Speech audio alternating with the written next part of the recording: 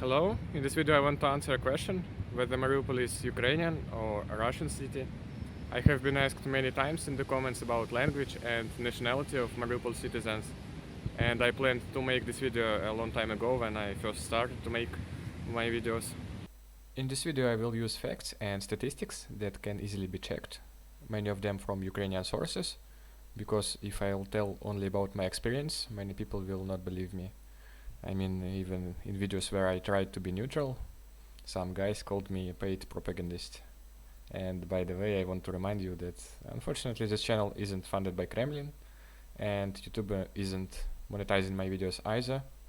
So if you like my videos and want to help me, you can send me a donation by the link in the description. And I'm really grateful to people who support me, because it's the only way for me to get something for my videos. Now let's go to the video. I will talk about three things that define a city's identity: support of local population, culture and history. First and most important thing is support by a local population.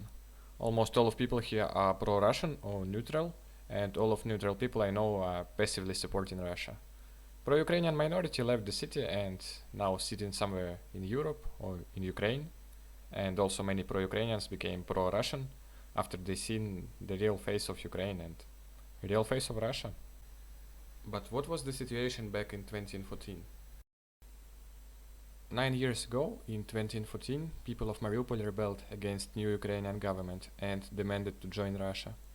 Being a truly democratic state, Ukraine suppressed protests with tanks. 20 protesters were killed, and later SBU, Ukrainian Gestapo, made many pro-Russian citizens disappear. There are footages of this protest on YouTube. Links will be in the description. I doubt anyone in the West knows that Mariupol rebelled against Ukraine. Now about public opinion in Mariupol in a year before this war. This statistics is taken in 2020, 3 years ago, by International Survey Research. I'll leave a link in the description. I translated these images with neural network for this video, and as you can see, Mariupol was the most pro-Russian city in Ukraine. Most of citizens like Russia and don't want to join NATO. Now about ethnicity and culture. Ethnically there are no difference between Russians and Ukrainians, and culturally all Eastern Ukrainian citizens are Russian.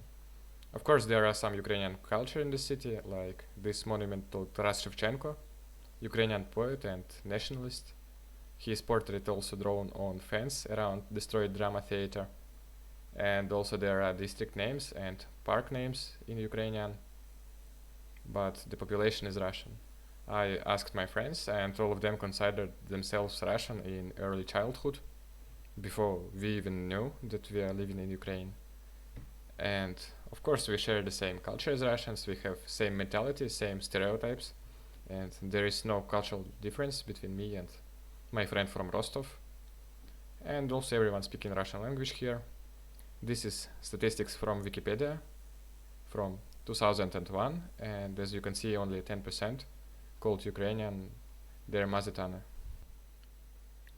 And now about Mariupol history. City was founded in 1778 by Greek settlers and Russian Empress Catherine the Great, and it was Russian city before 1919, when Soviet government gave it to Ukrainian SSR and started Ukrainization. And almost everything in Mariupol was built by Russian Empire or by Soviet Union. In 30 years of independence, Ukraine didn't build anything. For last year, Russia built much more. And now, while Ukraine tries to convince everyone that Mariupol is dead city, Russia actually cares about us. So that was all I wanted to say. I hope this video was interesting for you. And if it was, please leave a like and share this video in your media. Many thanks to everyone who donates to me. Have a nice day.